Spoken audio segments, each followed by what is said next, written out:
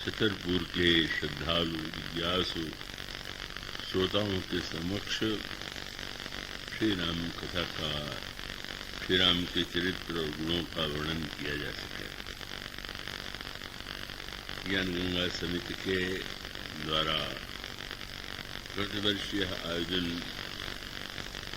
संपन्न होता है और मुख्यतः उसके मूल में श्री नारायण भैया, जय भैया और उनका पूरा परिवार, उनकी श्रद्धा कार्य करती है। और हमारे श्रीनिवास जी ने तो बहुत ही वे एक कर्मठ और बड़े नेता हैं। श्री विनीत जी खरे पत्रकार के रूप में बड़े प्रबुद्ध पत्रकार की भूमिका के रूप में जिन शब्दों का प्रयोग कर रहे थे वो उनके हृदय की भावना का ही परिचायक है। और आप सब लोग जो हैं एकत्र हैं, विविध वर्गों के व्यक्ति, उन सबका मेरे सब में उनका हार्दिक स्वागत करता हूँ। आपको बताया गया श्री जय भैया ने इस वर्ष जो पंक्ति चुनी है वह पंक्ति है, राम भगत मणि उरवस जाके दुख लवलेस न तपने ताके। तो उसे केंद्र बना करके ही इस बार आपके समक्ष राम कथा प्रस्तुत की जाएगी।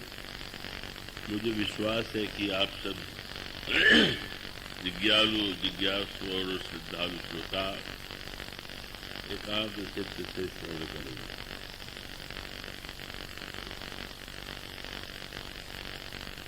समस्त संसार के सभी जीवों की एक सबसे बड़ी समस्या है दुख की समस्या। सभी यह चाहते हैं कि हमारे जीवन में दुख न आवे, और इस चौपाई में जो एक शब्द है तो दुख का एक छोटा सा भाग भी उन्हें पीड़ा पहुंचाता है। और व्यक्ति ये चाहता है कि ऐसा दुख जिसमें, ऐसा सुख जिसमें दुख का लेश न हो, वो जीवन में प्राप्त हो। और उसे प्राप्त हम कैसे करें? तो वो आदिम काल से लेकर के अब तक चिंतकों, दार्शनिकों, महात्माओं, ऋषियों के द्वारा इस दुख की समस्या का समाधान अनेक रूपों में प्रस्तुत किया गया। उसमें एक ये जो प्रसंग चुना गया है उसकी पृष्ठभूमि से आप भली भांति परिचित होंगे। उमाशंकर जी संभवतः कुछ चर्चा सी कर रहे थे, उसे विस्तार से बताने की आवश्यकता नहीं है, लेकिन उसका प्रारंभ यूं होता है कि झुंड जी जब अपनी जीवन गाथा, आत्मकथा पक्षराज गरुड़ को सुनाते हैं, तो उसको सुनने के बाद पक्षराज ने भक्तराज भुसुंड जी से यह प्रश्न किया कि सारे शास्त्रों का यह कथन है कि ज्ञान ही सर्वश्रेष्ठ वस्तु है, और सभी ग्रंथों में भी यही कहा गया है।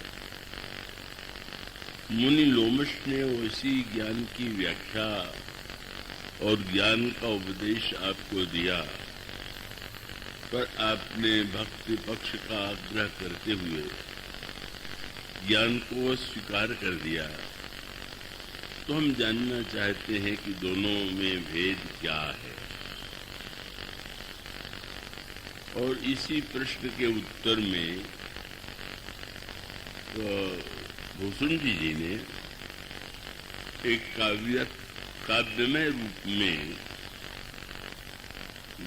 ज्ञान की तुलना दीपक से और भक्ति की तुलना मणि से की। दीपक और मणि की तुलना का तात्पर्य नहीं है कि दीपक कोई तुच्छ वस्तु है या दीपक में किसी प्रकाश की कमी है और मणि बहुमूल्य। केवल एक ही सूत्र की दीपक के साथ बहुत सी समस्याएं होती और उसके बुझने की आशंका तो रहती है और यह आशंका मणि के साथ नहीं। तो यूं कहें तो अधिक सरल होगा कि ज्ञान के पथ में अनेक बाधाएं हैं, अनेक समस्याएं हैं और भक्त पथ उससे मुक्त है। इसलिए वो ज्ञान की तुलना दीपक से और भक्त की तुलना मणि से करते हैं। प्रारंभ में थोड़ा भूमिका के रूप में कुछ बातें आपके सामने मैं रख दूं। आप दो भाग कर लें और उसके लिए दो शब्द चुने जा सकते हैं। एक शब्द तो है तत्व और दूसरा शब्द है भाव या रुचि। तत्व का अभिप्राय ये है कि जो वस्तुएं हमारे सामने हैं और या इसकी रचना में या इसके रचयिता का जो स्वरूप है उसे जान लेना तत्व है। और भाव का संबंध जो है व्यक्ति की अपनी भावना से और अपनी रुचि से। और महत्व जीवन में दोनों का है। तत्व का महत्व कोई साधारण नहीं है, पर रुचि का महत्व उससे कम नहीं है। दृष्टांत के रूप में एक आपके सामने आज के भौतिक विज्ञान का दृष्टांत दें। जैसे एक बालक है, जब उसे प्यार से आप गोद में लेते हैं तो आपके हृदय में कितना वात्सल्य, कितना प्रेम उसके प्रति उमड़ता है और उसे प्रसन्न करते हुए, उसकी इच्छा की पूर्ति करते हुए आपको कितना संतोष की अनुभूति होगी। लेकिन यदि बालक कभी अस्वस्थ हो जाए, बीमार हो जाए और रोग का पता लगाने के लिए आप उसी प्रिय बालक को डॉक्टर के पास ले जाए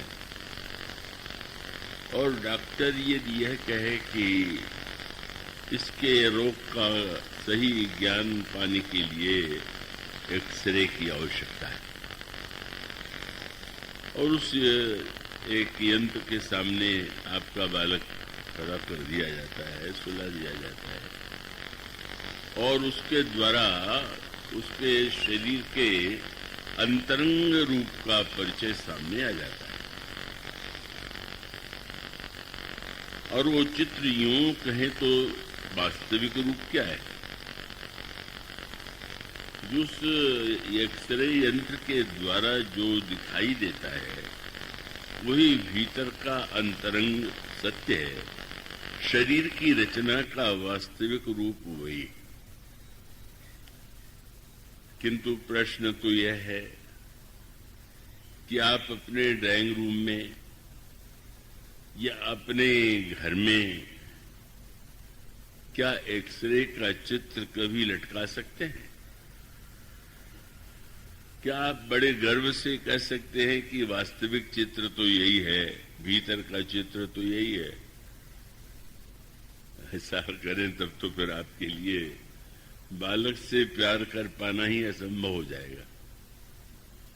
आपके ड्राइंग रूम में जो चित्र टंगा हुआ होता है वह बाहरी है, एक तरह का चित्र अंतरंग है, पर रोग का ज्ञान पाने के लिए जहां उस अंतरंग यंत्र के द्वारा जो चित्र लिया गया है उसका महत्व है, वही स्नेह, वात्सल्य और प्रेम की परितृप्ति के लिए जिस रूप में उसे हम देखते हैं और उसके प्रति जो हमारा वात्सल्य है, स्नेह है, उसका कोई संबंध यंत्र के यथार्थ से नहीं होता और उन दोनों का अपना अपना महत्व है। अथवा आप चंद्रमा को देख लीजिए, सारे पुराणों में, सारे साहित्य में चंद्रमा को कितना महत्व दिया गया। चंद्रमा को सौंदर्य का प्रतीक माना गया और किसी भी सुंदरी के लिए चंद्रमुखी कहना उसकी सुंदरता को गौरव प्रदान करता है। किंतु आप यह जानते हैं, कुछ वर्ष पहले जो लोग चंद्रलोक जिसे चंद्रमा कहें वहां पहुंचे और उनके द्वारा जो चित्र सामने आया, वह चित्र तो उसमें कहीं सुंदरता नहीं है।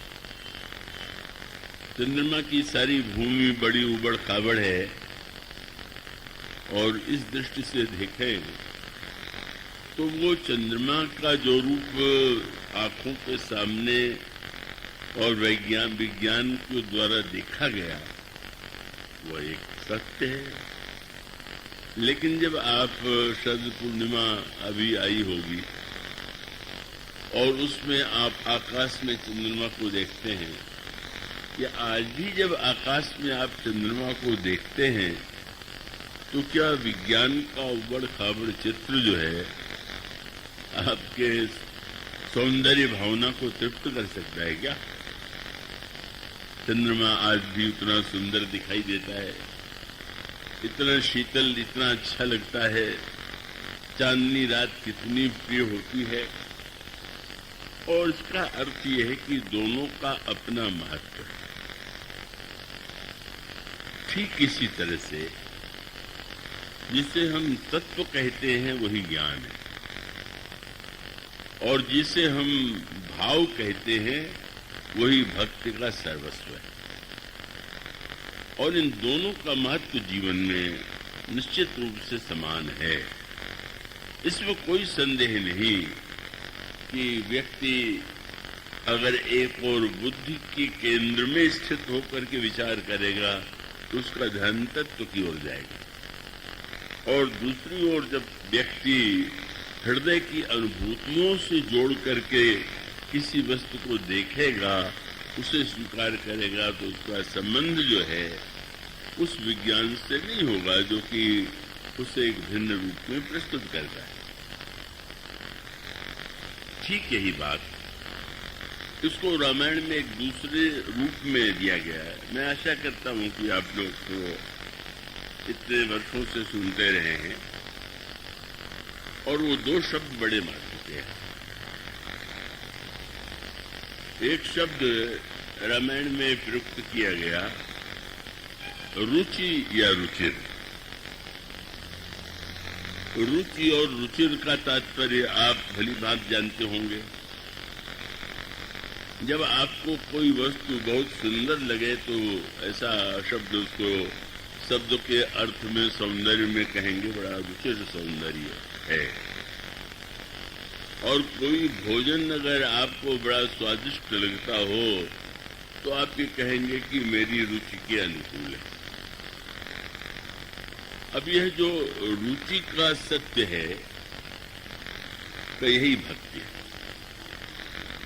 और दूसरी ओर जो तात्विक सत्य है उसी का यूं कह सकते हैं कि उसी को ज्ञान की संज्ञा दी गई।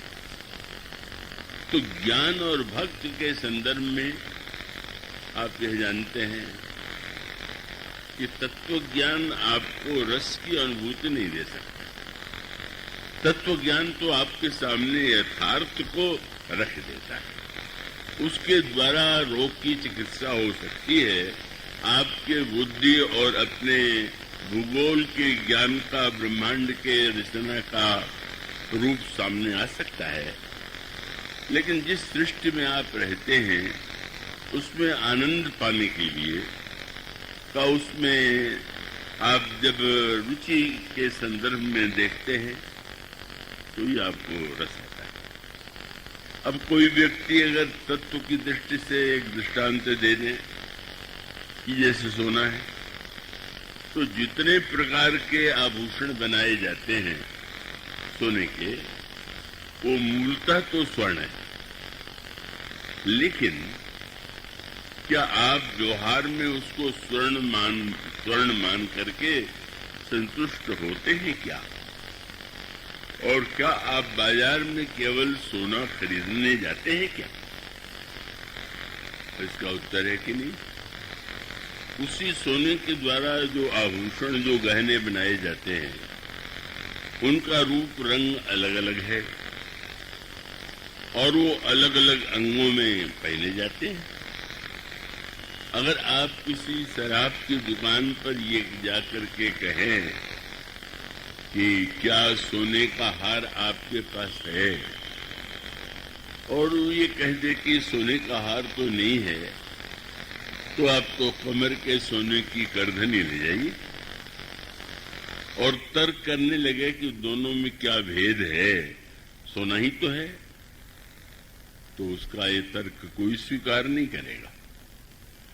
तो ये दोनों बातें, सोना यदि तत्व है तो आभूषण जो है उसका एक स्वरूप है, एक रूप है, एक आकृति है, और हम जो धारण करते हैं, आनंद लेते हैं, उस सोने को देख करके नहीं, आभूषण को देख करके।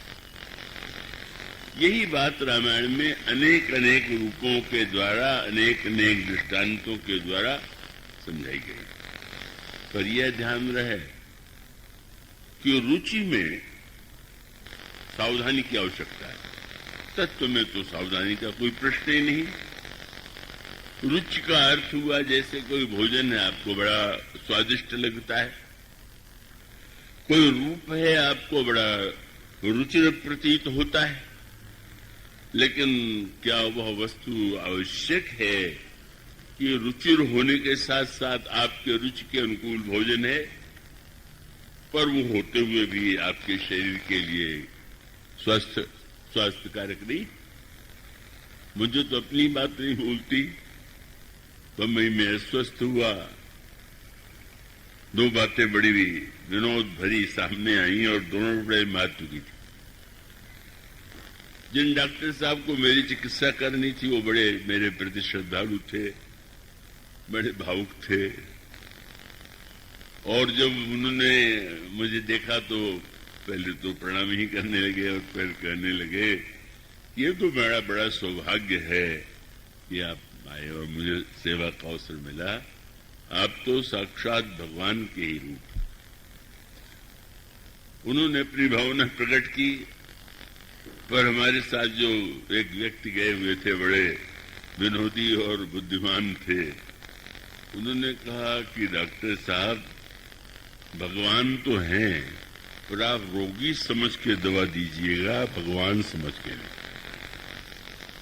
बात तो ठीक है, भगवान आपकी भावना में हो सकते हैं, लेकिन अब आप रोग के विषय में जब विचार करेंगे तो क्या रोग हुआ है और क्या दवा है, उसी का आपको निर्णय करना होगा। तो डॉक्टर साहब को मानना पड़ा, बात तो सही है। और उसका अंत जो हुआ वो दूसरे विनोद से हुआ, जो विनोद जो है डॉक्टर साहब ने किया। अब वो स्वाभाविक था, उन्होंने चिकित्सा की और उसके अंतिम दिन जब उनसे प्रश्न किया गया कि क्या भोजन करना चाहिए, क्या नहीं करना चाहिए, आप इसे लिख करके दे दीजिए। तो डॉक्टर समय डॉक्टर महोदय जो थे पूरे डॉक्टरी मूड में थे, पर उन्होंने जो उत्तर दिया बहुत विनोद भरा था। उन्होंने कहा कि अब मैं लिख करके नहीं देता हूं, केवल इतना ही कहता हूं कि जो अच्छा लगे वो मत खाइए और जो अच्छा न लगे वही खाइए।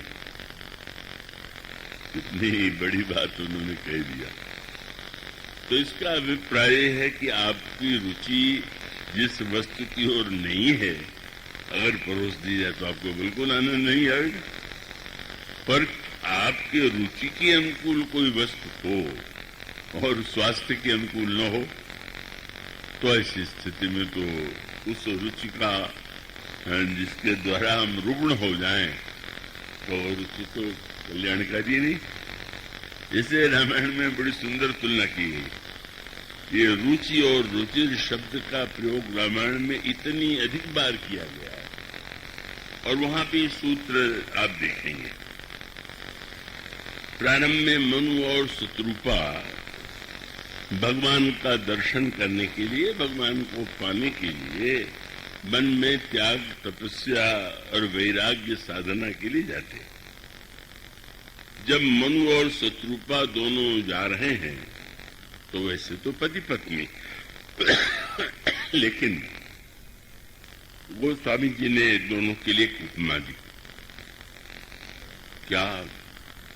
पंथ जात सोहई मति धीरा, ज्ञान भगति जनु धरे शरीरा।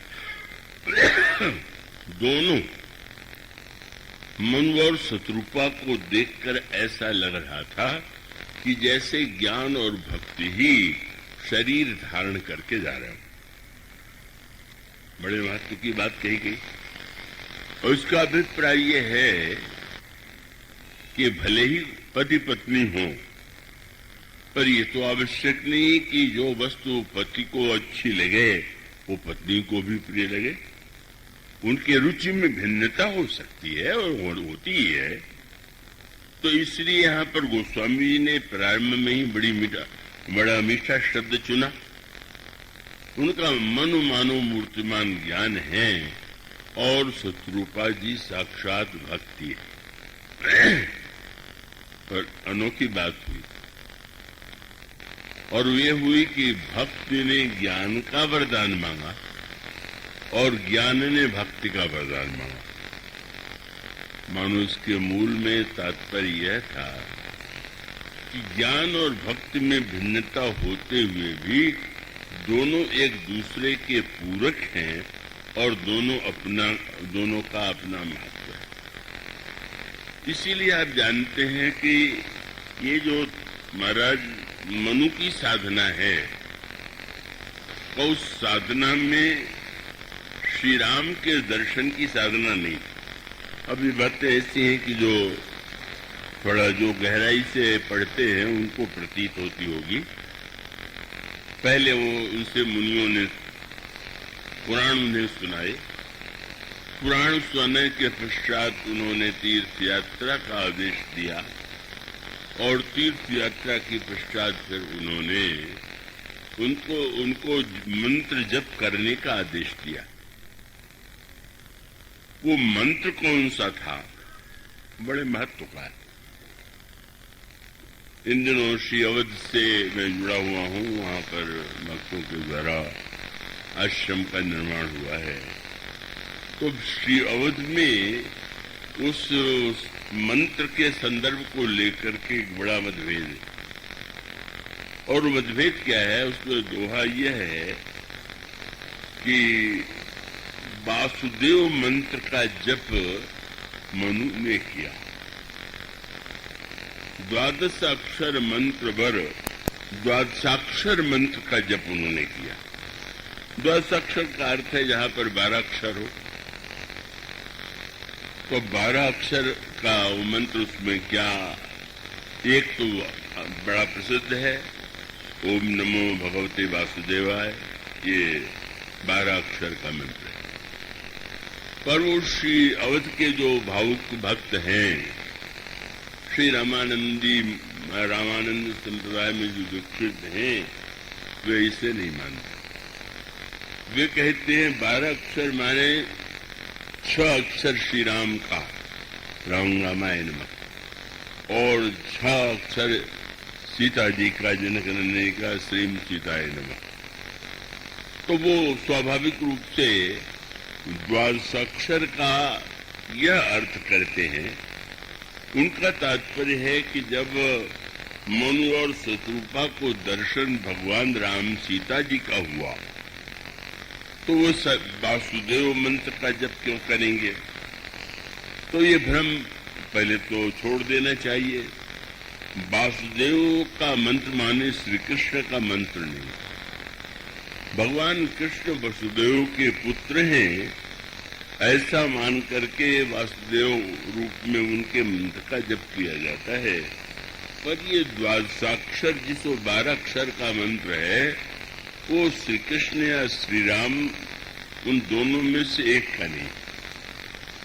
तब वासुदेव मंत्र के अर्थ पर अगर आप ध्यान दें, क्योंकि मंत्र के साथ जप का अर्थ भी ज्ञात होना चाहिए।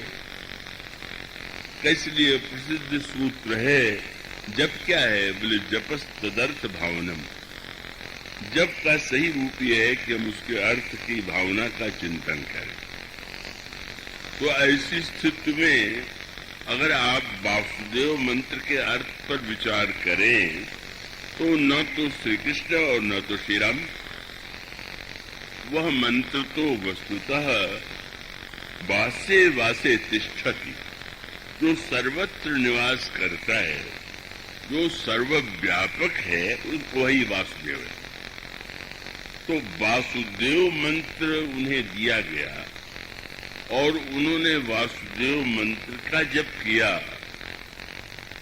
ये एक प्रकार का एक संप्रदाय में आग्रह होता है, वो आग्रह में भावुकता होती है, तो उनके हृदय को तो नहीं दुखाया, मैं दुखा पाता हूँ।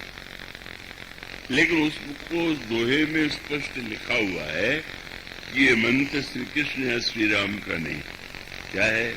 12 अक्षर मंत्र बर जपई सहित अनुराग वासुदेव पद पंकरु दंपति मन अतिला। उसको स्पष्ट ही वासुदेव शब्द का प्रयोग करके बात कही गई। इसका तात्पर्य क्या है मैं आपको बता दूं कि उस समय तक मनु के हृदय में, मस्तिष्क में ब्रह्म का वह निर्गुण निराकार रूप था कि जो श्री कृष्ण या श्री राम या अन्य अवतारों के रूप में नहीं। वे ज्ञान है ना, तो ज्ञान के रूप में स्वाभाविक रूप से अभी तक ये निश्चय नहीं कर पाए थे कि जिस ब्रह्म का साक्षात्कार वे करना चाहते हैं, वे राम है कि श्री कृष्ण है या कोई अन्य अवतार। तो इसलिए उन्होंने मंत्र जो उनको दिया गया, वह मंत्र श्री राम, श्री कृष्ण या किसी भी जो अवतार के रूप है उनके लिए वो नाम दिया जा सकता है। इसका अभिप्राय है ज्ञान का उद्देश्य है खोज करना। है क्या? वास्तविकता क्या है? तो ये जो उनकी साधना प्रारंभ होती है, ज्ञान से ही होती है। ज्ञान में रूप में ही दोनों साधन करते हुए दिखाई देते हैं। लेकिन अब आगे चल करके वहां पर एक विशेष स्थिति आई। उनकी साधना से प्रसन्न होकर के ब्रह्मा आ गए, नहीं आप वासुदेव नहीं, तो आप तो किसी स्थान लोक में, ब्रह्मलोक आपका निवास स्थान है। तो विधि हरिहर तप देखी अपारा, मनु समीप आए बहुबारा, मांगहु बर गो भांति लुभाए, परम धीर नहीं चले जाए। न ब्रह्मा जी से वरदान मांगा, न विष्णु से, न शंकर जी से। अनेक बार आए, उसका अर्थ क्या है? उस समय तक उनके अंतःकरण में रूप की कोई एक निश्चित धारणा नहीं बनी थी। मैं आशा करता हूं कि थोड़ा ये विषय सुस्त होते हुए भी समझने, इस प्रसंग को समझने के लिए बहुत आवश्यक है। तो उस समय रूप की धारणा न होने के कारण जब भी रूप उनके सामने आया तो उन्होंने स्वीकार कर दिया। अब उसके बाद कैसे वो परिवर्तन उनमें आता है उसका सूत्र सामने आता है। अभी तक रूप सामने आता था और रूप आके कहता था मांगिए, वे कहते थे नहीं, पर अचानक रूप नहीं आया, शब्द आया। ये सब दार्शनिक विषय हैं, सब लोग उसका आनंद नहीं ले सकते, लेकिन अचानक आकाशवाणी हुई। तो आकाशवाणी का अर्थ आप जानते हैं, आकाश तो निराकार है, आकाश का कोई आकृति तो नहीं है। तो आकाश का स्वर माने एक निर्गुण निराकार की जो अभिव्यक्ति होगी, व्यवहार में सबसे पहले वो तो शब्द में ही होगी। तो इसलिए यहाँ पर संकेत ये था कि आकाशवाणी हुई और आकाशवाणी में पूछा गया, सभी रूपों को तुमने अस्वीकार कर दिया, मांगू मांगू वर जो रुचि तोरे, तुम्हें जो अच्छा लगता हो मांगो। और तब महाराज मनु ने ऐसा कहा और उन्होंने कहा कि मैं जानता हूं कि आप साक्षात ब्रह्म हैं और ब्रह्म जो है वो अगुण है और अनंत है और उसका कोई रूप नहीं है। लेकिन अब उनकी धारणा में भक्ति का प्रवेश हुआ। अब जैसे हैं वो तो रूप नहीं है, उसका तो कोई रूप नहीं है, नामना रूपा। तो रूप नहीं है और देखना चाहते हैं तो शब्द के रूप में तो आपको स्वीकार करना पड़ेगा बोलने में। इसीलिए आपने यह सुना होगा कि पहला सृष्टि के प्रारंभ में जो मंत्र स्वर उच्चरित हुआ ओम था, और ओम का अभिप्राय है कि उसी से, शब्द से ही रूप और संसार समस्त का सृजन हुआ, निर्माण हुआ। तब मनु के सामने उन्होंने प्रश्न रखा, तुम सेवक सुर तर सुर धेनु, विधि हरिहर बंदित पद रेणु। और उसके साथ उन्होंने कहा कि अभी तक तो हम किसी रूप के विषय में निश्चित नहीं थे, पर अब मुझे लगता है कि मुझे रूप का दर्शन चाहिए। अरूप से मुझे संतोष नहीं हो।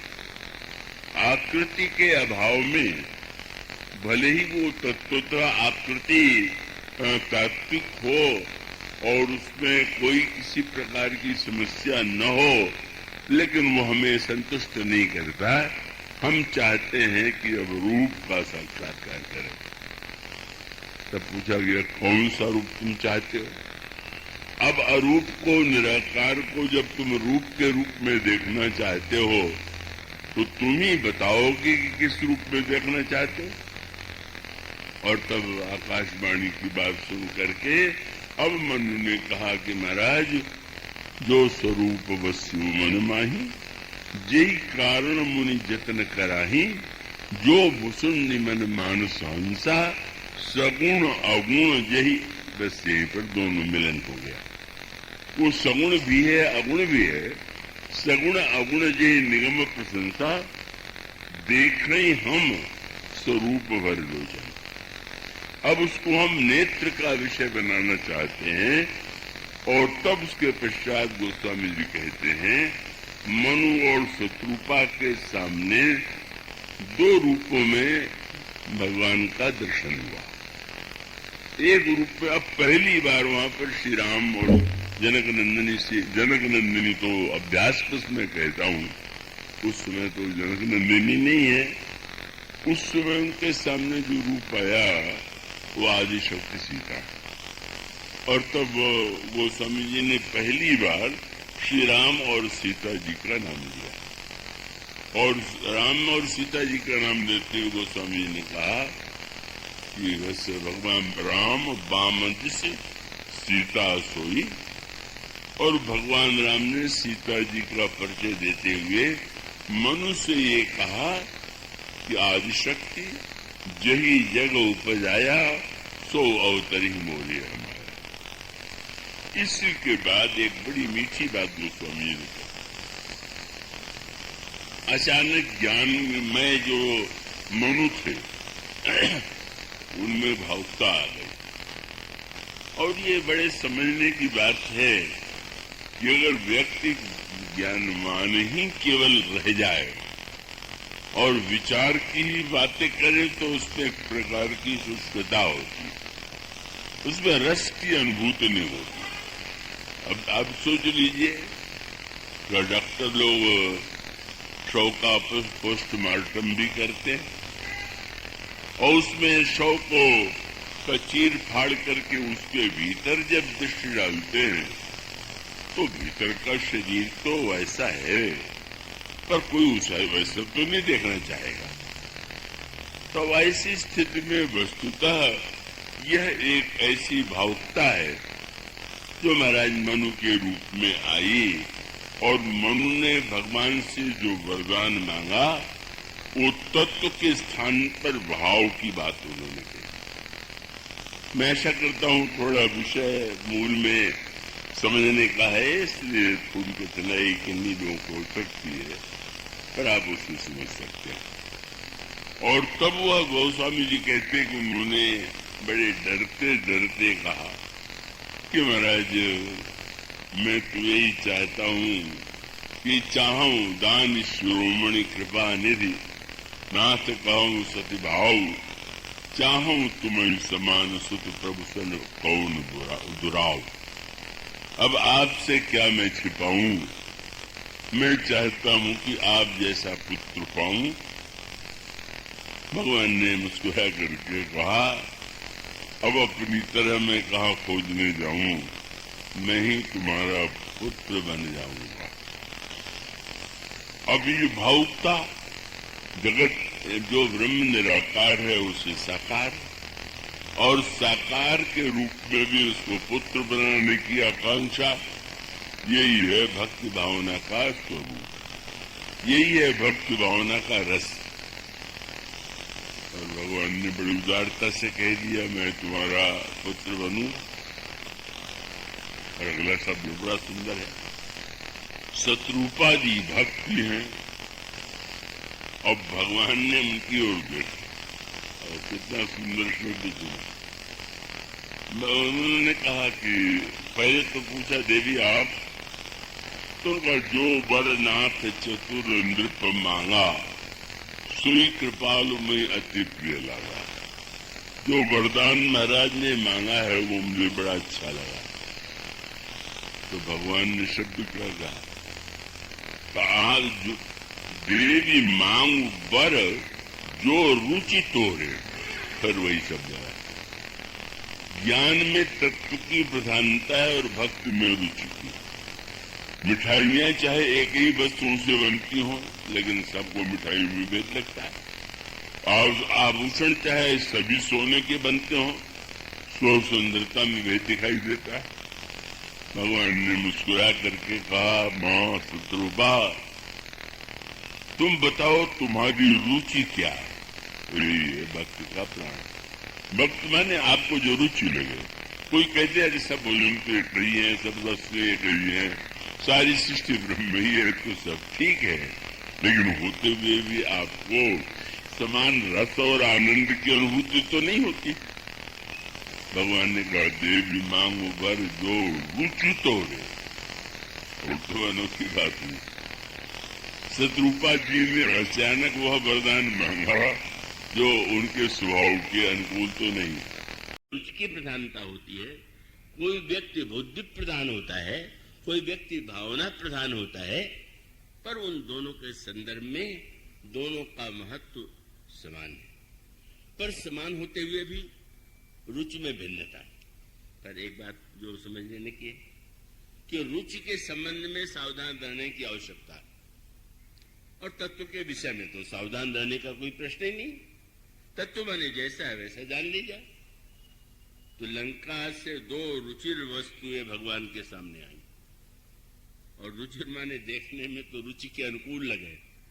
आपके सामने कोई ऐसी वस्तु परोस दी जाए कि जो देखने में तो लगे कि आपके रुचि के अनुकूल ही है, पर आप जब खाएं तो थू थू करें कि ये देखने में तो ऐसा था, ये भीतर से निकल आए। तो लंका में 2 रुचिर वस्तुएं ऐसी आई जो नकली। अयोध्या में जो रुचिर है वो सत्य है, और लंका में 2 रुचिर माने एक तो सूर्पणखा, भगवान राम दंडकारण्य में विराजमान है, और जब सूर्पणखा ने जाकर के उनका सौंदर्य देखा, ओहो अद्भुत, ऐसा सम्मोहित हुआ और उसके हृदय में आया कि इनको अपनी ओर मैं आकृष्ट करूं, इसका क्या उपाय। और तब उसने उसी शब्द का अर्थ ग्रहण किया। गोस्वामी जी क्या कहते हैं, बोले रुचिर रूप धरी प्रभु पह आई। रुचिर रूप धारण करके माने जिस सुंदरता को देख करके, को रुचिर कौन लगता है, बोले निर्मल मन जन सो में ही पावा, मोहि कपट छल छिद्र न भावा। भगवान कहते जो जैसा है वैसा मेरे सामने आवे तो मुझे अच्छा लगेगा। उसने मान लिया कि नहीं, ये बहुत सुंदर रूप में मैं अगर जाऊंगी तो मेरी ओर, तो एक तो लंका की रुचिरता का प्रतीक है शूर्पणखा। इसीलिए तो भगवान राम के सामने जो गई तो प्रभु से मुस्कुरा करके उसने यही कहा, तुम सम पुरुष न मो सम नारी, यह संयोग विधि दशा विचारी। तुम जैसा पुरुष और मुझ जैसी स्त्री कोई नहीं है। लगता है ब्रह्मा ने हम दोनों का निर्माण एक दूसरे के लिए किया। प्रभु ने कहा, अच्छा ये तो रुचिर रूप माने रूप में जहां पर देखने में सुंदर और भीतर भरी हुई अंतःकरण में छल कपट और कुरूपता। और वो शूर्पणखा का ये प्रस्ताव सुन करके भगवान राम ने सीता ही चितई। प्रभु ने सीता जी की ओर क्यों देखा, बोले जनकपुर वासिनी स्त्रियों ने तो ये कहा कि सीता जी कोई राम के लिए बने, सीता राम एक दूसरे के लिए बने। आज तुमसे नई बात सुन रहा हूं कि तुम मेरे लिए बनी हो या मैं तुम्हारे लिए बना हुआ हूं। पर साथ साथ प्रभु ने ये विनोद भरा प्रस्ताव किया कि हाँ, अहई कुमार मोर लहू व्राता, मेरा छोटा भाई कुमार अवश्य है, तुम वहां चली जाओ। और जब शूर्पणखा गई तो लक्ष्मण जी समझ गए कि प्रभु का लीला कुछ और उद्देश्य है, और तब प्रभु ने भेजा। शूर्पणखा ने कहा, तुम्हारे बड़े भाई ने बताया है कि तुम कुमार हो, तो तुम उससे विवाह करो, क्योंकि वो तो विवाह उनकी पत्नी साथ में है। लक्ष्मण जी ने जब उत्तर दिया तो पहला शब्द क्या कहा, सुंदरी सुनो, सुंदरी सुनो। तो ये शब्द सुनकर के शूर्पणखा को आशा बंधी कि बड़े भाई तो लगता बड़ा नीरस था, एक बार भी सुंदरी नहीं कहा, कम से कम इसने सुंदरी कहा तो मुझे संबोधित सुंदरी कह करके किया, तो लगता है कि इसको सुंदरता की परख है। पर उसको आश्चर्य था कि सुंदरी मुझे कह रहा है पर मेरी ओर देख नहीं रहा है। लक्ष्मण जी किसकी ओर देख रहे थे, प्रभु विलोक देख रहे हैं भगवान राम को, और शूर्पणखा से सुंदरी कहते हैं।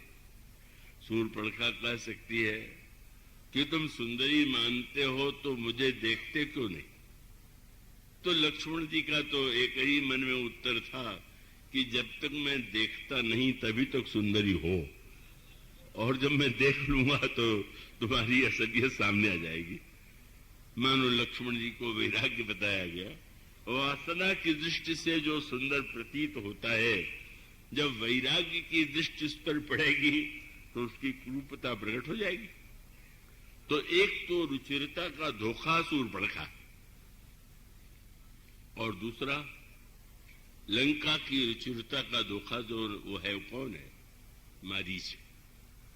जिस समय रावण जनक नंदिनी का हरण करने के लिए आता है तो वो अंतर इतना ही था कि रावण की योजना थी और भगवान राम को भी लीला के लिए उसी प्रकार की आवश्यकता थी। तो उस समय गोस्वामी जी ने बड़ा सुंदर शब्द लिखा, एक दिव्य मृग अब बड़ा अनोखा सामने आ गया। यह मृग मारीच था, और यह मारीच जो है रावण की प्रेरणा से बाध्य हुआ था कि वो श्री राम के सामने मृग के वेश में जाए। और गोस्वामी जी ने ठीक वही शब्द चुना। क्या? वो स्वामी जी कहते हैं कि उस सीता जी ने उसको देखा। अब ये रामायण की अपनी भाषा है। शूर्पणखा की ओर भगवान राम ने भी नहीं देखा, लक्ष्मण जी ने भी नहीं देखा, लेकिन सीता जी को तो पाठ दे दिया गया था कि आपको तो ऐसा ही करना है। वे भी न देखते, लेकिन गोस्वामी जी ने शब्द लिखा, वह जो सीता परम रुचिर मृग देखा।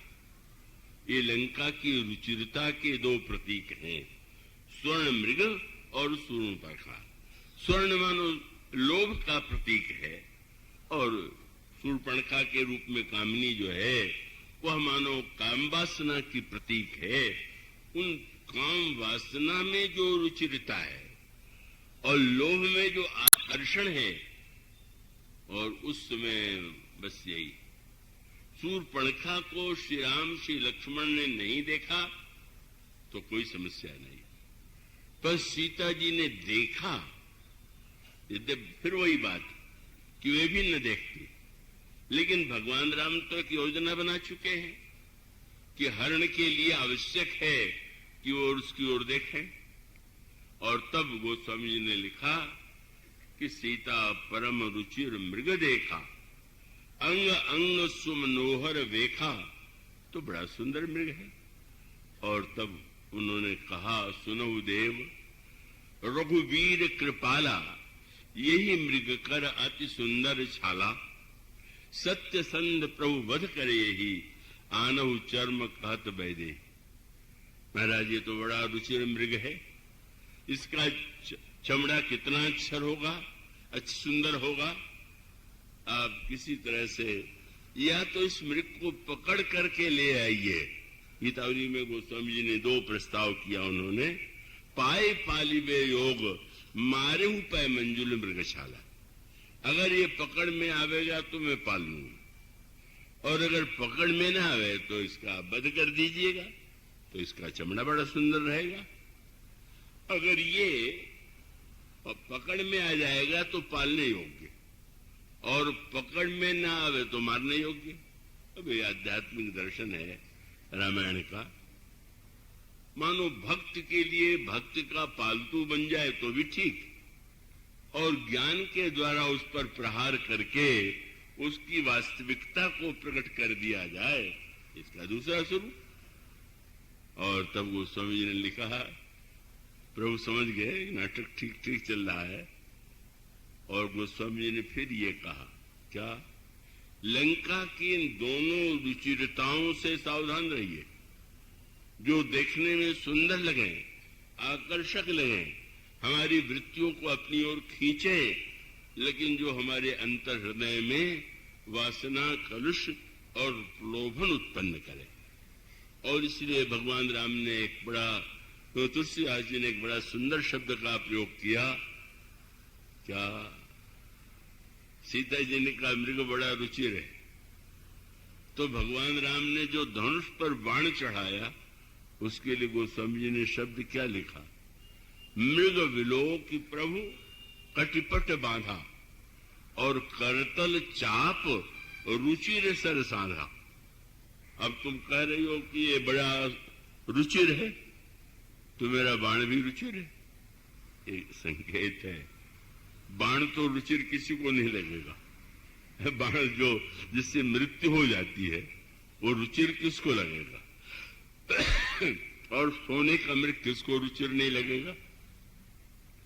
पर भगवान राम ने कहा कि आज देख लो, लंका की रुचिरता और अयोध्या की रुचिरता में क्या भेद। तो रुचिर दिखाई देने वाला मृग और रुचिर दिखाई देने वाली शूर्पणखा, अंतुगत्वा शूर्पणखा की नासिका का उच्छेद हुआ। और दूसरी ओर भगवान श्री राम के इंद्रधनुष पर रुचिर बाण चढ़ा करके जब चलते हैं और जब भगवान श्री राम ने बाण चलाया तो मृग निकल आया सोने के स्थान पर राक्षस के रूप में।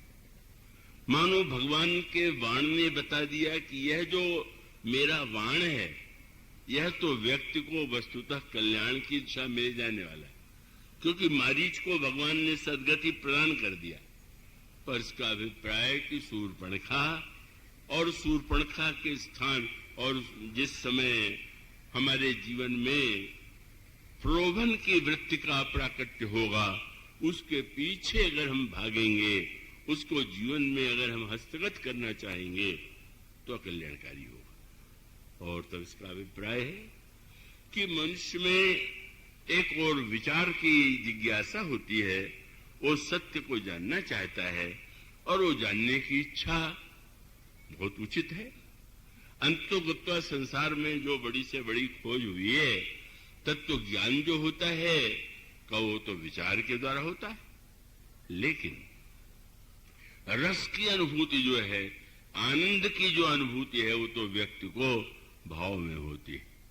और उस रुचि को हम अगर लंका की रुचि से कैसे जोड़ेंगे तो हमारा कल्याण होगा, और अगर हम उस रुचि को भगवान की रुचिरता से जोड़ेंगे, भगवान में रुचिरता दिखाई दे और भगवान में नहीं भगवान के बाण में भी रुचिरता दिखाई दे, कि जो चलता है तो लगता है कि वो बाण कठोर है और उसके द्वारा वध होगा, पर जब उस बाण के द्वारा वह जीव जिस पर बाण चला वो जब भगवान में लीन हो जाता है तो पता चलता है कि वस्तुतः यह परम कल्याणकारी तो प्रभु का बाण है। मूलतः इसका अभिप्राय यह है, ज्ञान का अभिप्राय है जहां विवेक की प्रधानता है, और भक्ति का तात्पर्य है जहां भावना की प्रधानता है। ज्ञान का अभिप्राय जहां तत्व की प्रधानता है, भक्ति का अभिप्राय है जहां पर रुचि की प्रधानता है। और यह दोनों संसार में सर्वदा अलग अलग रूपों में किसी के जीवन में दिखाई देता है, पर दिखाई देने पर भी अगर हम जीवन में दोनों का आनंद ले सकें तो हम अधिक आनंद पा सकते हैं, जैसा वसुंध जी के जीवन में था। पहले उनके जीवन में भक्ति की प्रधानता थी, पर बाद में जब भगवान ने अपने विराट रूप का दर्शन कराया और तब उनके अंतःकरण में ज्ञान का भी उदय हुआ। और तब इसका मूल ये प्रसंग यह है कि वस्तुतः जब ज्ञान को दीपक और भक्ति को मणि बताया गया तो उसका अभिप्राय है कि ज्ञान का जो पथ है उसमें इतनी कठोरता, इतनी भयानकता है, और कहत कठिन समझत कठिन विवेक होय गुणाक्षर न्याय जो पुण्य प्रत्युह अनेक। और भक्ति का जो मार्ग है, इसे इस पंक्ति में कहा वसुंध जी ने।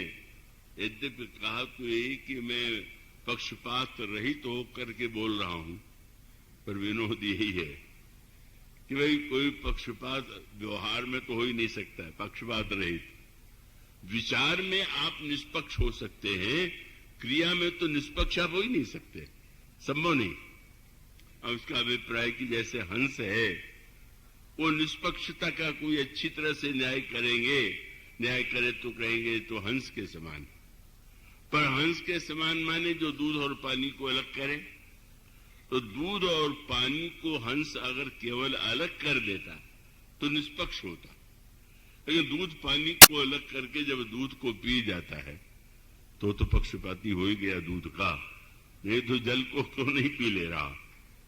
और उसका अर्थ ये है, ये जो पक्षपात का रस है और ज्ञान की निष्पक्षता में जो तत्व ज्ञान का अभिप्राय, कब वसुंध जी से जब गरुड़ ने पूछा ज्ञान और भक्ति में क्या भेद है, तब उन्होंने ज्ञान दीपक का वर्णन करते हुए बताया। ज्ञान का दीपक जलाने के लिए व्यक्ति के जीवन में कौन सी साधना करनी पड़ती है, किन कठिनाइयों के बाद वो दिव्य प्रकाश में दीप शिखा हुई परम प्रचंडा, और फिर उन्होंने कहा कि ये भक्ति मणि जब हृदय में प्रकाशित हो जाती है तो मनुष्य के जीवन में अंधकार दूर हो जाता है और उस भक्त की मणि के बुझने का कोई भय नहीं। इसलिए जब तक जीवन में भय बना हुआ, बस दुख का लेश कब रहेगा? कभी कभी तो ये होता है ना कि दुख सामने नहीं है पर कल्पना से दुख होने लगता है। अभी तो बड़ा कठिन हो गया। कब कोई व्यक्ति जरा सा स्वस्थ हो कहे मुझे कैंसर तो नहीं हो गया, तो ये तो हुआ नहीं और कल्पना का दुख है। तो मनुष्य जो है दुख शून्य नहीं होता है, चाहे प्रत्यक्ष दुख हो और चाहे भविष्य में कल्पना का दुख हो, दुख बना रहता है। पर वसुंधरा जी ने कहा कि यह जो भक्ति की मणि है, जो व्यक्ति इसको पालेगा उसके जीवन में दुख के लव का लेश नहीं रह जाएगा। और ये कसौटी है कि अगर आपके जीवन में दुख के लव का लेश भी है तो आप भक्ति की अंतिम कक्षा तक नहीं पहुंचे हैं, आपने भक्ति भावना का प्रारंभ किया हो। इसलिए इस बार जो प्रसंग चुना गया, आगे चल करके तो भावना प्रधान नहीं होने की संभावना है। यद्यप मुझे पता नहीं कि क्या कहलाया जाएगा मुझसे, पर उसका मूल सूत्र आज आपके सामने रख दिया गया कि आपके पास मस्तिष्क है, आपके पास हृदय, आपके पास भावना है, आपके पास दोनों का विचार है और इन दोनों में अलग भाव तो दिखाई ही देता है। पर अगर इन दोनों का सामंजस्य हम जीवन में कर सके तो रामायण का मूल सिद्धांत है ज्ञान और भक्ति का सामंजस्य, तो हमारे जीवन में और भी अधिक परिपूर्णता होगी। आज इन शब्दों के साथ इसका विराम देते हुए कल इसके बाद की चर्चा बोलिए।